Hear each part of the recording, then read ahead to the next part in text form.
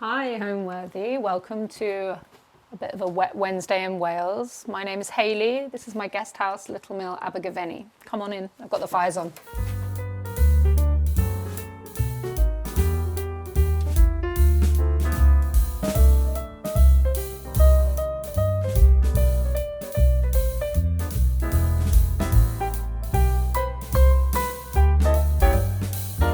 You're watching Homeworthy, where we believe every home has a story. Hi, I'm Hayley Caradoc-Hodgkins. I'm a photo director and welcome to my guest house in Abergavenny, Wales.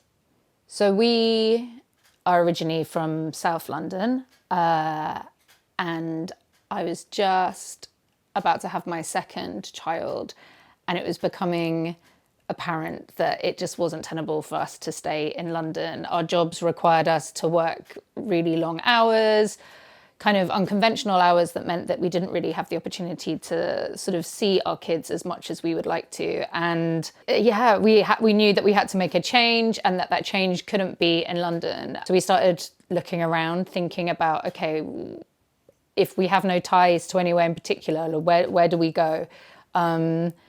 And we really looked all over. We looked at one point of relocating to Amsterdam.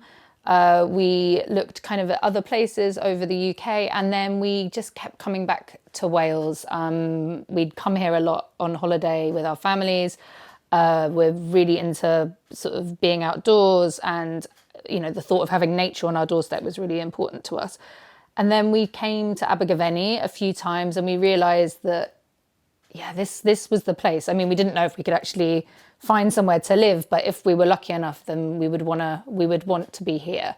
And so we spent a long time trying to find something that we could afford, something that had maybe a live-work opportunity for us. But at that time, we actually didn't know what we wanted to do. It was all a little bit kind of up in the air.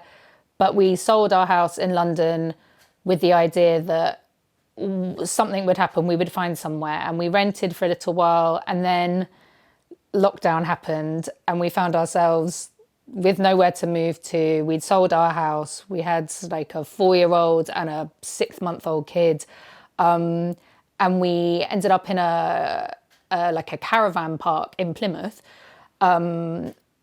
with 2 cats, and really not knowing like what we were doing, where we were going to go, and really stuck thinking, actually, I don't know if we're going to make it to Wales. Like, I don't know where we're going to live. And then we got a message from someone saying that the property where I currently live was up for rent. My husband went and drove through the night, turned up the next day, saw it, said we'd take it. And I arrived with a removal van with like a full house worth of like content, 2 cats, 2 kids, at Little Mill Abergavenny, having never seen it, and a fish. And it was a big gamble. And also we didn't actually think that we would ever like live here permanently. It was meant to just be kind of somewhere that we rented until we found a house.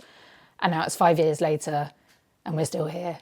And now then we were very lucky to come to a point where we were actually able to purchase it as well. So basically it's a very sliding doors moment that makes me wake up in the middle of the night panicking, thinking like if we'd not turned up here, it would be a very different story. Might still be in the caravan park. Initially, what drew me to the house was the practicality of it's a house. We need somewhere to live. Like this will, and I'd not seen it. So I was like, this will do. It's a roof, it's 4 walls. I don't care what it looks like. But then when I arrived, very quickly, I was like, oh my God, this place is incredible. Like, how have we landed this? Like, even if we get to live here for just 6 months renting it, that'll do me. Like, it just felt like such a respite to finally like land in Wales and also luck out at this kind of property that's like right by the river and walking distance to the town. It sort of just did everything I needed it to do. And my expectations were pretty low. So I was really like thrilled when we turned up. And so Little Mill is a series of 2 buildings. We have the guest house, which we are in now. And we have the property next door, which is where I live as a family. So when we arrived here at the property that I live at, It was lovely. It was very sweet. It needed like some work to do, but I don't mind like that. That's kind of what excites me. And we actually I'd never looked in the mill part of the property. And I didn't look into it until 6 months after kind of living here. And it wasn't until we had the opportunity, it came on the market and we had the opportunity to buy it, did I get a chance to actually look inside this building and realize like how special it was. And I'd just been like living next to it for 6 months. So when we did come and we realized that it needed a lot of work, but there was something in it. We didn't know, again, what we were going to be able to do with it, whether, you know, it would just become some like maybe like a long-term rental, or whether there was an opportunity for us to have, you know, a family business from our home, which to us was a dream, but, you know, not particularly realistic. It took us like a while to kind of come to terms with this sort of idea of like, this could be possible. And we were actually going to maybe be able to do it. And I don't think we believed it for quite a while. Like sometimes I think that we still don't believe it, that we've managed to pull it off. It was always, it just always felt like really amazing kind of like fate that we'd ended up at this space.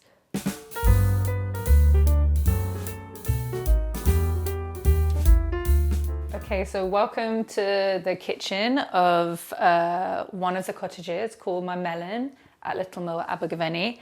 This was originally a later extension on the building. The whole building is a 17th century Welsh corn mill. And this part of the cottage is the industrial part. So this is where all the machinery would have been, where the general milling would have happened.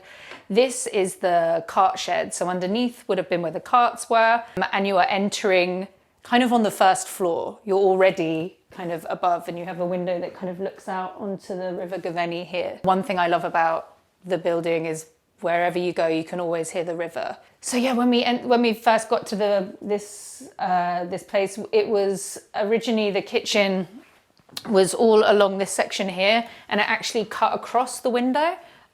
So you kind of lost half the window. They just sort of built a whole kitchen like going across the window here. So that was the first thing that we took out. Because, I mean, why would you not want the view of the river? So we don't have a lot of space to work with because of the slope on the ceiling. Basically, if you're small in stature like myself, it's not so much of a problem. But if you're tall, I mean, basically half of this kitchen is not for you. So everything has to be kind of one side of the kitchen, and it makes it feel, yeah, sort of compact, but there's actually loads of space. And also one of the things that I love about this kitchen is that we have some movable pieces. So I definitely felt that we needed an island of some sort, but it didn't want to have to be something that was static. It needed to be able to move because therefore you could use the space easier. So we got this incredible dresser base, I think. Yeah, it is a dresser base. And it's on wheels and it can be moved around. So depending on how you need to use the space, this kind of kitchen can be reconfigured. What else? Some of my favorite things in this room, we got these incredible tiles. So I love Delft tiles. I don't love the price of Delft tiles. I definitely can't afford those. But there is this incredible company in Amsterdam that do they sell antique Delft tiles, but they also do kind of reproduction ones. And we use them behind the kitchen here and also behind the sink. And they just really elevated this space. It felt natural for them to be in here. I love the kind of the off-whites and the eggshells. You can even get ones that have crackle in them. And yeah, they're like by far the best tiles in my opinion. Other things that we brought into the kitchen, well, basically we rebuilt the entire kitchen here, and we painted it in this kind of really dark, it's called plum brandy. That's the name of the color of the paint. And I really love it. It's this real kind of, yeah, like dark damsony, I'm gonna say purple, which is not my go-to color, but for some reason it works really well in here. Kind of next to what I lovingly call kind of historical sludge colour. I don't even know what its real name is. I've been calling it that for so long that's my colour. I believe if you're going to be correct, you'd call it drab, but to me it's historical sludge. And initially when we first got here, the whole kitchen was a bright, bright yellow. And I did kind of love it, but I felt like it needed to be sort of brought down a bit. I didn't need the kitchen to kind of shout at you when you came in. You just want to be able to be amongst it. It wasn't going to be a big kind of showy situation. I wanted it to feel like it had lived in this building. And one of the problems, well, not problems, but when you have a building that was never meant to be domestic, it was a mill, it's an industrial building, trying to find ways to put domestic things into those spaces is quite a challenge, because this house or this building would never have had a kitchen. It wouldn't have had a bedroom. So finding ways to adapt the space and make it feel like it could have been here, was a little bit, make it up as you go along. I think I love it. I think we made it work. But I mean, it's not historically accurate because it would never have had a kitchen. Other things to take note in this room are the lampshades. I made these lampshades along with actually all the soft furnishings in here. I made the curtains on the ones that are covering the appliances as well. I never knew that I was able to do that until I moved here and we didn't have the budget for a seamstress. So I learned on the job, and now I can make things like that and I really love it. So the lampshades are basically vintage napkins, which I then sort of restyle into lights, and I love the soft textures that it gives to the space. And again, kind of gives that element of a lived-in home rather than, I guess, like your standard holiday. I'm a big fan of cooking. So if I go to rent somewhere to go on holiday, I always am really disappointed if the kitchen isn't like stocked well with like good pots and pans, like, all the things that you need to like really cook up a storm, especially in Wales in the autumn and winter when it gets really cold. I want big pots, I want big roasting tins. I want to feel like I can really kind of use the space. So that's something that I spent a lot of time sourcing.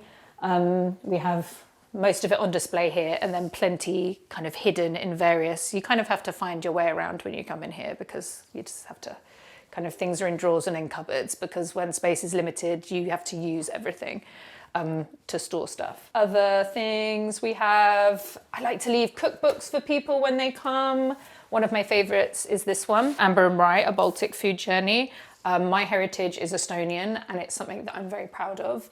My grandma was Estonian and moved to this country. And although my nan was a really terrible cook, I'm very nostalgic for the food that she kind of didn't cook me, but talked about. So I felt that I needed to learn how to cook some more traditional kind of Estonian recipes, and my family have loved and hated some of them. But I love to be able to, leave a few different kind of inspiration for people when they're coming here. We have incredible markets in Abergavenny.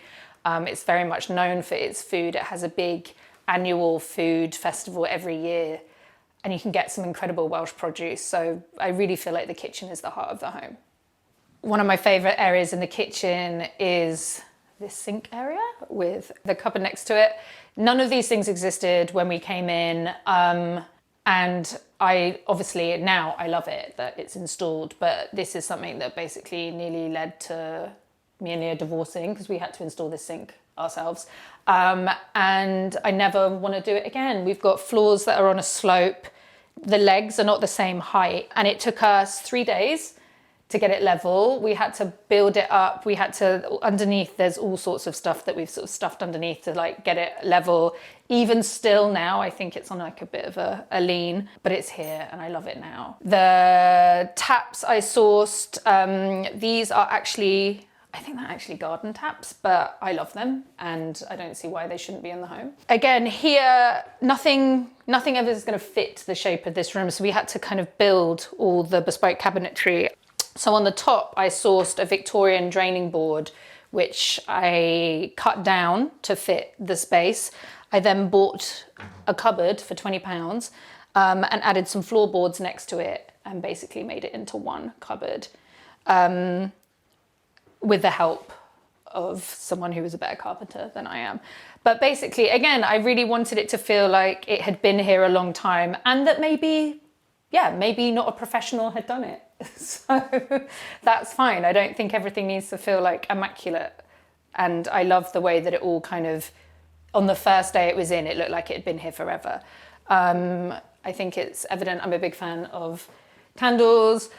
You need it in Wales on those cold sort of autumn winter evenings. Don't get me wrong, we do have electrics in here, but I like a candle, so the more the merrier in my eyes. Another movable piece is this, again, dresser bottom and a totally different dresser top that seem to go quite well together. The base can be moved out again, so you've got that flexibility of reconfiguring the space as and when you need to. I guess some of the other things that I really love sort of sourcing and have done for a long time are these kind of pieces of antique lace and linen. You'll see them a lot going throughout the property, usually over windows and doors. I have always kind of collected fabric and linen for far too long. I have way too many boxes of them. It's a bone of contention in our house. Everywhere you look, you'll find like a tote bag stuffed with some, or like a box hidden under the sofa. I don't actually have anywhere to put all of these things, but we can have some of them on display. This is an embroidered piece. It is Welsh. This is sourced locally. So it's an antique hand-sewn piece of Welsh linen. I absolutely love it. I do change the linens with the season as well. So at the moment this is on because we're just finishing summer going into autumn. But then when it starts to get colder, I put up like some big heavy like curtain drapes over here just because one, it keeps out the cold, and two, I really love the idea of being able to change your space due with the seasons. I think that if you can, it's lovely. And I really love in the summer when I can bring this one out again and I'm like, yes, it's finally here, it's not raining. So pieces like this also very much are inspired by my nana. As I mentioned before, my nana was Estonian and she used to make lace, and she was incredible at crochet as well. And those sorts of pieces always remind me of her and how she would dress her spaces when I was a kid. She had a small council house in Kingston, which is where I was originally from. And it was just a real like kind of modern 50s, 60s building, but she always used to have elements like this on her windows or above her dressers. And it really harked back to kind of, I guess, the interiors of her home and her youth. And it stuck with me, and now I can't stop doing it. So you're going to see it everywhere. With the cottages, it's combined of kind of, it's one large building that breaks into two and can be kind of opened up into one space. When we first kind of got in, and once, you know, everything was out and we could look at the bare bones of the building, we knew that like structurally it was looking pretty good. You know, it's been here for nearly 400 years and it's going to outlive us all. You know, it's a big, chunky industrial building. It's meant to last. But it was really apparent to us that there needed to be a massive kind of upgrade in all its utilities. So its electrics, its plumbing. There was some kind of add-ons that weren't maybe historically accurate in terms of plaster and paints that were going to cause issues in terms of damp and breathability. So we basically we stripped it out. Leo and I have very limited funds, and we knew that we were never going to be able to employ kind of a lot of individual people to come and do all the different trades for us. So we very quickly realized that we were going to be doing the trades, bar the electrics and the plumbing. We got professionals in for that. But everything else we did ourselves. We did the carpentry, we did the plastering, we installed the kitchens, we made the bunk beds. There's not much, I think, that we haven't. You know, we laid carpet, big learning curve, and it's been amazing, but it was nearly the death of us as well. It was really trying to fit it around jobs and 2 kids and kind of coming in at 8 p.m. after you'd put the kids to bed and sanding and trying to build and trying to learn like off YouTube videos, like how to do, you know, lime plastering and all of these things. It's definitely been a proper kind of life. I'm not necessarily sure I'm going to do it again, but I'm really glad that we did it this time.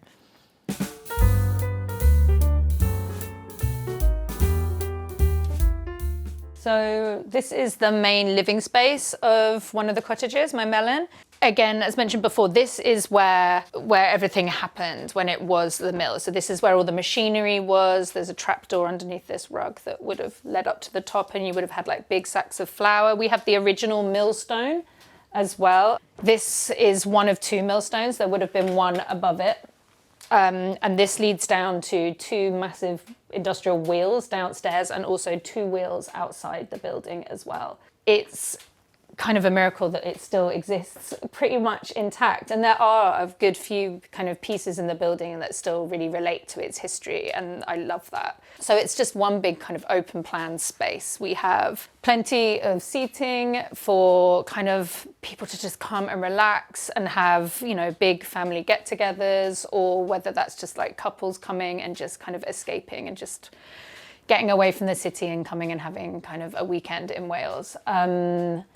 With the furniture, the one thing I can say is none of it's brand new. It's a real mishmash of kind of antiques, of pieces that have been with me for a long time. These chairs have been with me since I was like 5 years old. They are kind of family chairs. I have kind of reupholstered them in various bits of antique fabric, but they are very much something that have been with me a long time, and I love them.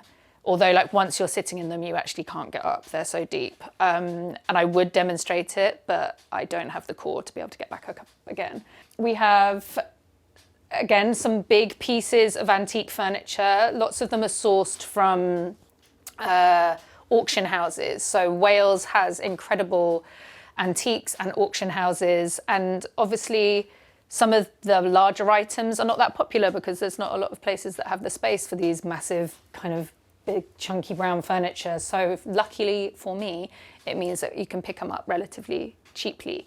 Some of the paintings that we have here, my husband Leo is a painter, so obviously we're going to have some of his paintings in the property. Some of them are inspired by, this one's inspired by Lantony Priory, which is an incredible historical landmark, maybe about 40 minutes from here. It's like one of our favourite places to go and hang out.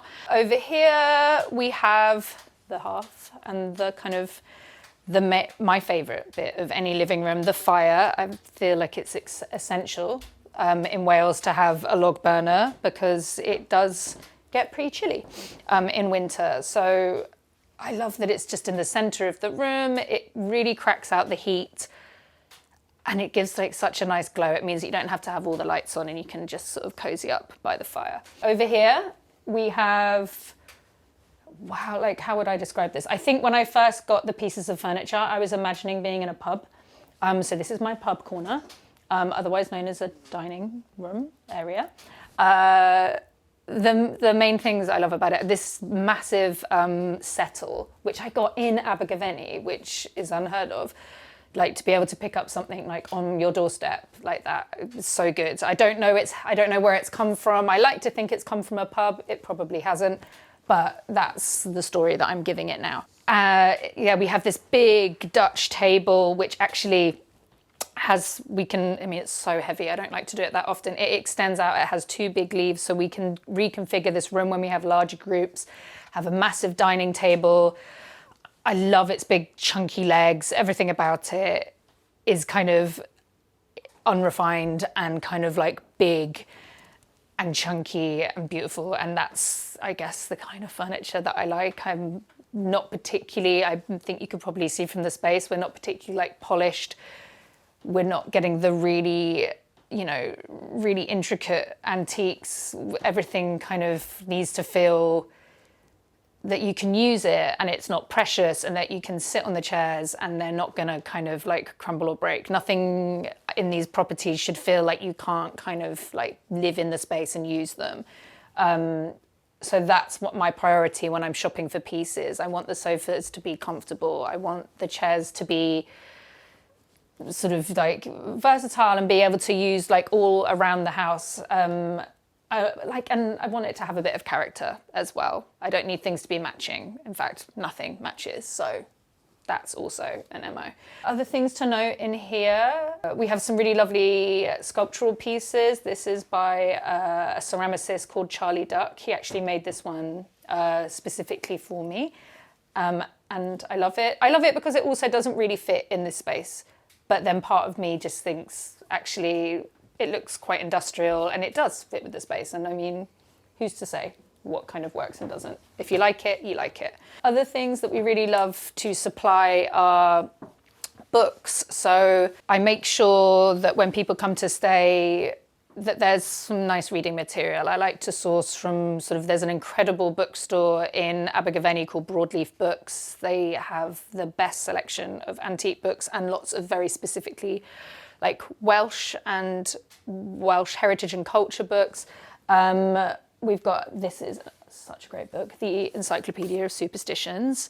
Estonians are quite superstitious, and I think maybe I am as well. And it's honestly the funnest book. It's just every superstition you could ever imagine. Something from superstitious about apples, or hens, or stones with holes in them. All round great book. And over here, this is a good one actually. When you're coming to Wales, I think it is also important that you realise that Wales has its own language, and this will help you. This is Welsh place names and how to pronounce them, and also kind of what they mean. So quite useful. I don't know if you can see this, but this little piece here, I got this for my husband's 40th birthday, and it is a piece of Welsh folk art. And it's made from slate, and it's made to look like a little Welsh dresser. And it's something that someone would have made just as their own little piece of kind of like folk art. And it has little brass handles. And there was there was like 5 of them. And someone else clearly liked them as much as I did. And there was a bit of a bidding war. And I ended up with 1. Someone else got 4 of them, but I got 1 of them. So like 1 is enough. I'm happy with that. We also have 2 big kind of pillars, 1 wood, 1 metal, holding, I'm not going to say holding up the ceilings, they're perfectly stable, but obviously they were installed as a little bit of extra support. But when we moved it, or when we like acquired the property, they were painted like with gold paint. It was full disco happening in here.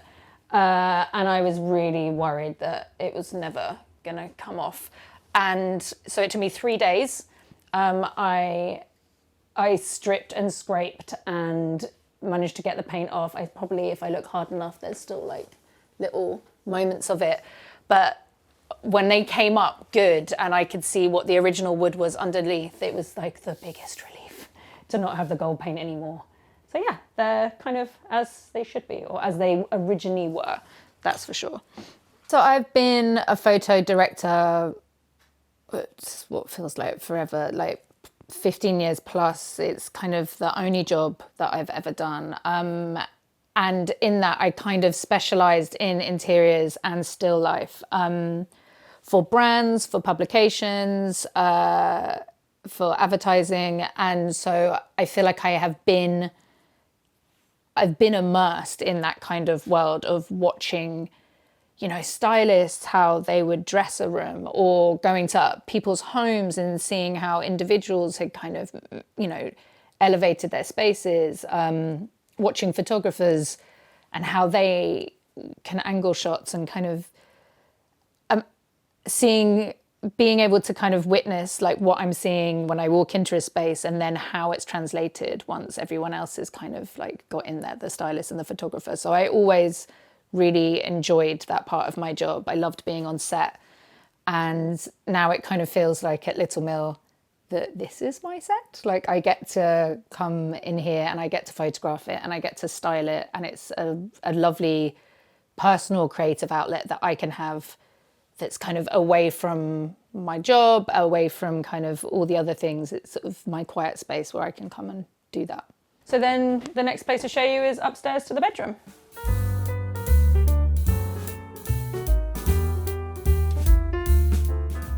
You kind of come into the big master bedroom space, much like the downstairs. It's just one big room. And so therefore kind of easy to decorate, because there's no awkward spaces to try and fit things in, but also hard to decorate because it's one big space, and how do you make an impact? And the way that I decided to make an impact was make a massive bed with a huge canopy.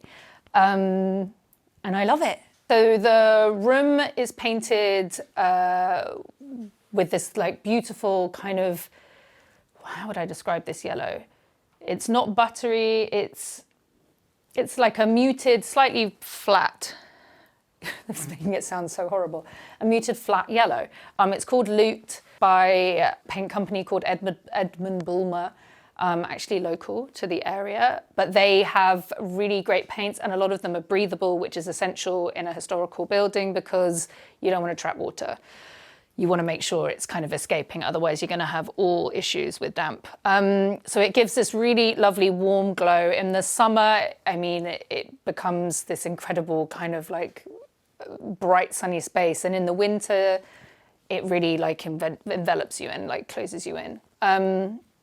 So yeah, where to start? We have, this is actually not belonging to the bed base. I found this at an auction again.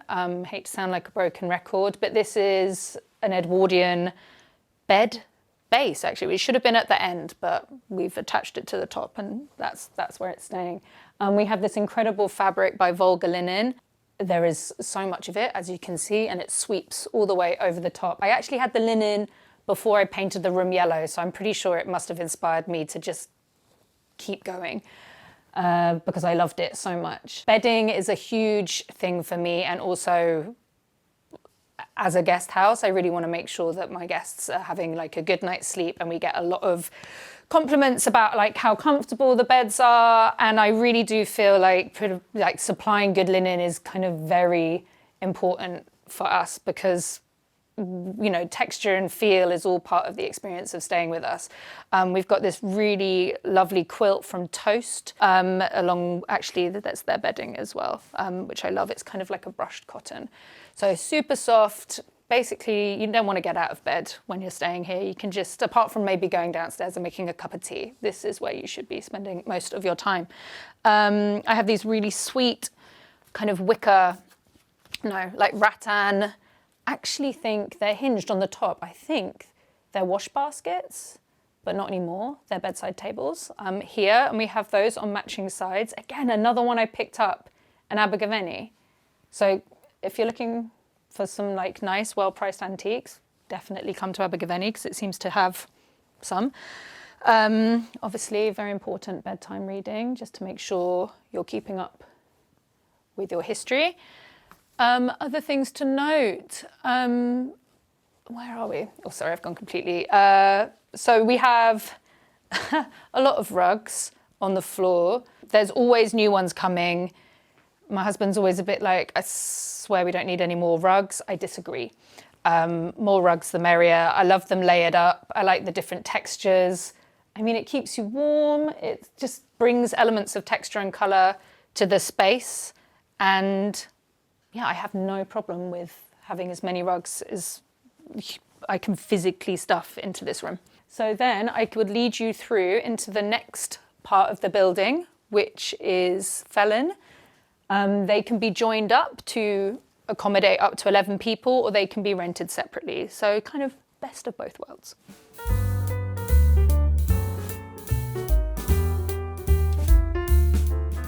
So hi, this is one of 3 bedrooms in the other cottage, Felon. This is kind of the master bedroom that leads on to what I like to call the bunk room. Things to note in here. So when we first moved in here, unfortunately the floorboards weren't the original and they weren't particularly interesting or worth sanding. So I decided to paint them this incredible kind of sorrel green. And I love it so much. Initially I was a little bit scared, it was a bit bright, but they've kind of dulled in, and yeah, they kind of bring that outside in and they really make the space. And now I just want to paint all floors in this colour, including in my house. So watch out, that might well happen. Over here we have, originally this was open space, so it was more of a, just kind of an open staircase. So there wasn't a lot of privacy. If you were just kind of eating downstairs, you basically would have heard everyone up in the bedrooms. So we decided to box it in. I didn't really know how I was going to do it. I knew I didn't want it to feel like it had just been sort of plonked in here with just kind of your standard kind of wall fixing.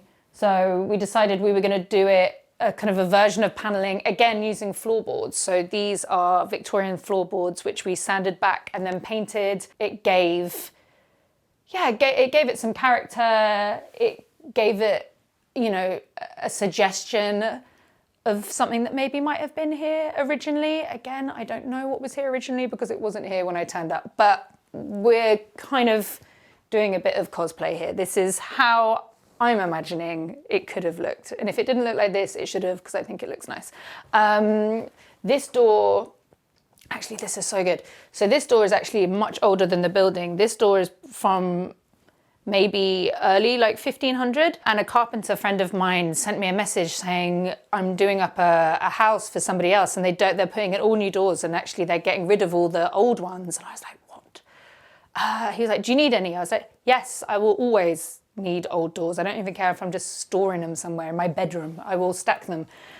But he came and he bought it on the back of his truck, and he was like, have you got any use for this door? And it's so beautiful. It's so old.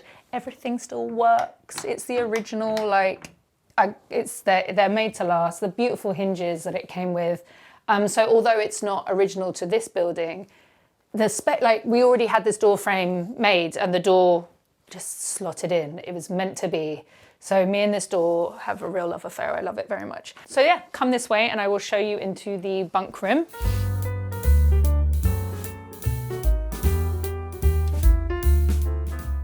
So in here we have a space for 4 adults, children, depending on who's coming to stay. One of the things that we're really known for is our box bunks. Sort of traditionally, I mean, in Wales, but also in sort of Europe, actually all over, box bunks were very much a thing. Ours aren't obviously the more traditional type. Some of them originally would have had kind of a very small opening and the wood would have come up here. But there's something about those closed in big bunks that I always would have loved as a child and definitely never had. So this is me finally getting the bunks that I didn't have as a kid. So we have, you know, plenty of people coming who love to visit with the sole intention of just getting in here. As I said, whether that's adults or kids, there's something really deeply nostalgic about it that people really seem to really like. We painted them actually the same colour as the kitchen downstairs. It's this really lovely kind of dark, it's like a deep reddy, more of a brown. And it's a colour that I've used time and time again. I've got it in my kitchen, I've got it in the kitchen downstairs, and I've got it on here, and I'll probably paint something else in it as well. It's just such a versatile colour. It really works in dark spaces as well. Sometimes you've got to go dark, even in dark spaces. It kind of brings in that kind of cozy feeling. Some of the other things that we have here, we have these incredible, I was told they were Swedish, but I don't know that for a fact. I got these 2 matching beds on eBay, and I originally got them for my kids. And I got them when we were in the caravan park with this idea that one day we were going to have a house and my kids would sleep in the same bedroom and they would have these lovely matching beds. And my kids absolutely hate sleeping in the same bedroom, and it was never going to happen. So actually they don't get to have these nice beds. Someone else gets to use them because they weren't interested at all. And they work so beautifully in here. This was made by my daughter's godfather, Rob, for her first birthday, and I love it so much. It's so sweet, and it flits between being in my house and being in here, but I do know like the guests do like to kind of use it, and my daughter's 10 and struggles to kind of get on it now, so I think it's fine that it's in here. Some amazing bed linen. Again, I hate to hark on about how much I love having nice bedding. This is from a company that we have a few pieces from. They do incredible quilts and duvet covers. And again, it was another person that I had to send a message to yesterday to be like, remind me how to pronounce the name of your company because I can't. So it's by a company called Projector Nui. Yeah, they do incredible children's bedding. They do great pajamas. I love it. Anything that kind of harks with that kind of like Harlequin effect is very much up my street. So kind of joining into having some heirloom pieces in here that belong to my family. This is a really special piece to me. It's basically the one piece of furniture that my nan, when she passed away, she kind of had. She didn't have a lot, but she had this dresser, and it was in her house in Kingston when I was a kid, and I really remember it. Things that I remember about it is that it's missing one of its little handle bits here, and it's still missing it. And in here, she used to have a box that she collected buttons. So like if she ever had some like clothes, you know, when they come with a little thing with the buttons, like she had them all in this like box, and she was very like fastidious about them. And I remember I used to love playing with all the buttons. So that's how I remember this piece. It's like had all these treasures in.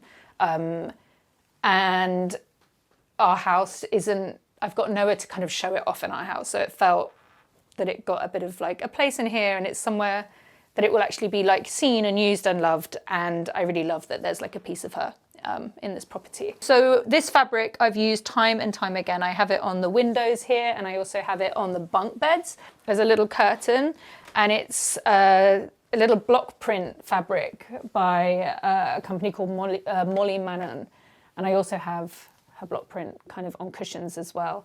There's something kind of timeless about it. It's not too cottagey. It doesn't feel kind of twee. It has that kind of graphic element to it, but it's softer. And that's, I guess, what I look for, trying to do the marriage of like, obviously this is quite a sort of a cottage style building, but I never wanted it to feel too chintzy or chocolate boxy. It needs to feel rustic and simple, which I kind of feel is how I would describe my style.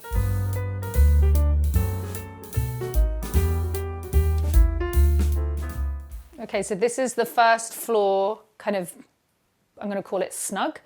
There's two living spaces in Felling Cottage. There is a sort of more standard living room downstairs, and then you have this on the first floor. And initially we didn't really know what to do with this space because it's a space on the first floor. It's between several bedrooms. We were like, is it a dining room? Do we stick a table here? But I don't want to go up the stairs from the kitchen, like with my food. So it became like a space that we imagined, like especially if there's a group of people, maybe, you know, somewhere between 6 to 8 people, there's enough space to be able to spread out. And because you're on the first floor, the light is so nice coming in, and you can just sit and read and relax. We don't have any televisions here, so there is none of that distraction. We are definitely all about kind of switching off at Abergavenny, at Little Mill Abergavenny. And it's about, just lying on the sofa while maybe you've got some food on the stove, or just kind of sitting and reading in the rocking chair over here, or pub games over here as well. We also kind of have like pub billiards, which is really fun. Over here we have the fireplace as well, which is quite a focal point. When it's Christmas, we have the Christmas tree on this floor rather than downstairs. We have a big Christmas tree here. And this fireplace I love to dress. I've got this beautiful piece of French linen that kind of, it's a nice fireplace. It's not the prettiest of fireplaces. It's pretty industrial. It has this great like slate top, but I needed to soften it slightly. So luckily this piece fit perfectly, and it frames it, and it has these amazing embroidered like pomegranates on it. And I love it so much. And again, we just have a few pieces of art and kind of bits of pottery. This collage here is by an incredible artist called Eve Ackroyd. I love that little bit of pop of colour, and I love that it's also not traditionally kind of like cottagey artwork. I like being able to kind of, some of the pieces that we have in here, it doesn't have to be kind of lots of old dusty pictures of fruit. I have those, but we can also kind of have different styles as well. Some of the other paintings in here are by my husband, Leo Todd. And then leading through is to the first floor bedroom, which is one of my favorites because it's so cozy.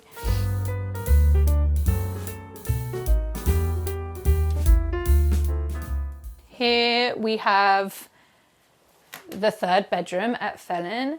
It's not the biggest one, but it is very cozy. It's got a fake door that leads to nowhere. This originally would have led into the other cottage, but it got blocked up before I came here. And the room is kind of painted in these kind of how would I describe it? Kind of ice cream colours. The room is this very pale, dusty pink. Then we have, the best way to describe it is like an avocado colour, particularly traditional. And then this sort of brightish baby blue. And all of them together shouldn't work, but I really like them. I think with older buildings, sometimes you feel like you have to play it safe, or if you're particularly into kind of doing things by the book and you want to be historically accurate, your colour palette can feel quite muted.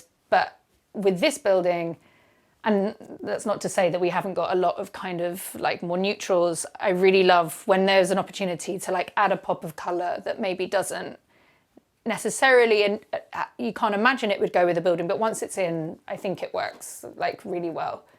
So this blue is a real favourite of mine, and just, yeah, lifts the space. And I love that they have both the doors are blue, and it really just kind of links through the room. This bed is another find. Where did I get this?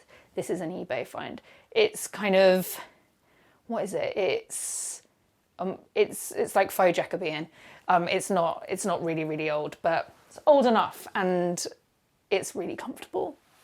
Another thing is that you've got one more of my little lights. You'll see them around. There's another one in the kitchen downstairs. So this is another one of the napkin lights that I make. And then over here, this is something that's been in my family for a long time. This is called like a linen cut, I think, wardrobe, where the wood is cut to look like linen panels. And I always think that's a really beautiful detail. So yeah, I'll take you down to the second kitchen.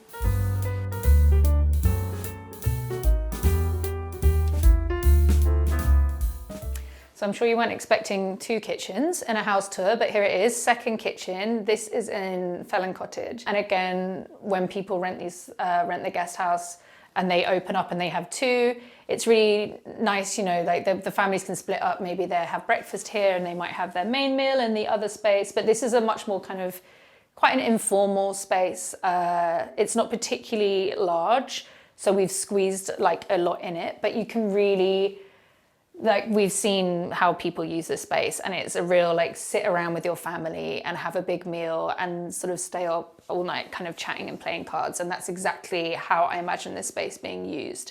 When we first got into the building, this is one of the rooms that most terrified me. It was in such a bad way.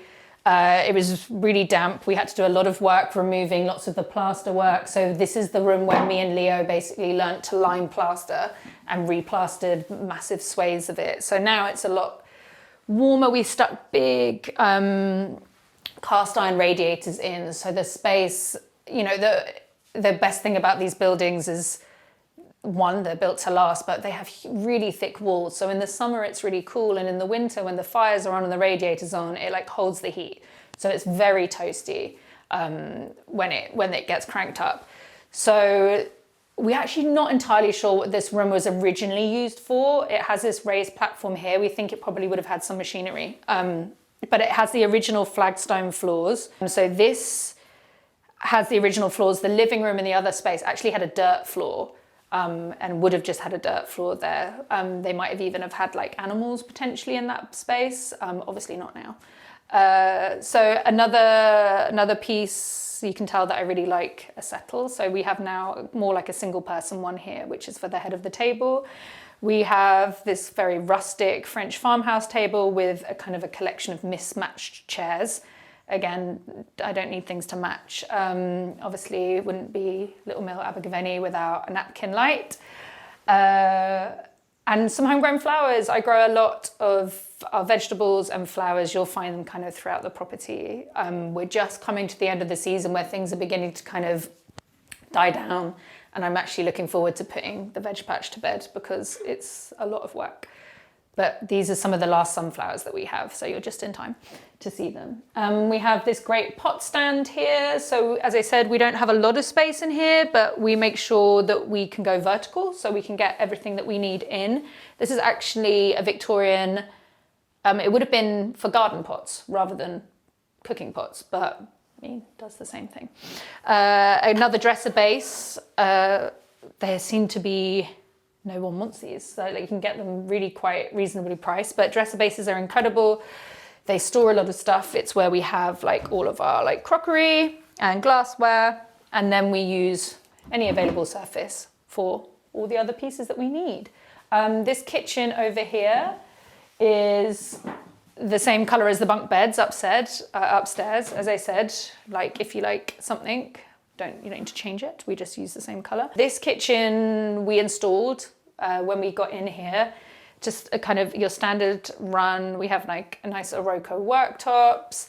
Again, you're going to see some classic bits of lace from my collection, and again just softens the window and the space. I'm a big fan of, as I said earlier, all kind of your cooking implements. I like it being out on display. I don't think everything has to be hidden in a cupboard. Especially, I think sometimes holiday homes can feel a little bit empty because they're there for just kind of such transient use. So I always wanted to make sure that these spaces felt like home and that people lived in them. So then when you turn up, and even if it's just for a weekend, it's already there. Like it's got the personality. It's kind of, it makes you feel like a home away from home. So for me, having, parts of the kitchen kind of exposed. So growing vegetables for our guests is also something that I love to be able to do. We also have quite a lot of excess, so whether they want it or not, they're getting it. And just being able to give that feeling of home. I want it to feel like you're going to like visit some like extended family and you just happen to be turning up at like their house. That's like how it should feel when you come and stay at Little Mill. It shouldn't feel too formal. It should feel, like a home away from home.